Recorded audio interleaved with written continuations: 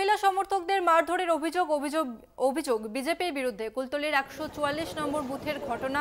কুলতলি থানায় অভিযোগ দায়ের। আহত মহিলার জামতলা গ্রামীণ হাসপাতালে ভর্তি, আহত দুজন মহিলা।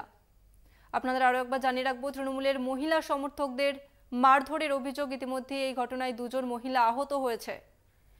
তৃণমূলের মহিলা সমর্থকদের মারধরের অভিযোগ বিজেপির বিরুদ্ধে কুলতলির 144 নম্বর বুথের ঘটনা। কুলতলি থানায় অভিযোগ দায়ের। আহত মহিলার জামতলা গ্রামীণ হাসপাতালে ভর্তি, আহত দুজন মহিলা।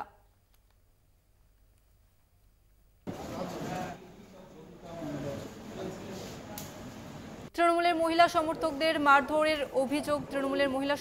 মারধরের অভিযোগ বিজেপির বিরুদ্ধে কুলতলির 144 নম্বর বুথের এই ঘটনা।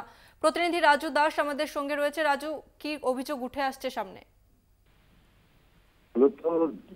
এই কুলতলির ঘটনা এবং এই কুলতলির ঘটনাকে কেন্দ্র করে কিন্তু চরম উত্তেজনা ছড়ায়। মূলত বাড়ির সামনে মমতা ব্যানার্জির নামে কুকথা বলছিল বলে এবং বাড়ির সামনে তারা অকথ্য ভাষায় গালাগালি করছিল, তখনই মহিলা প্রতিবাদ করেন এবং মহিলা প্রতিবাদ করাতেই তার উপর চড়াও হয় এবং তাকে বাঁচাতে আসে তার মেয়ে, তাকেও মারধর করা হয়।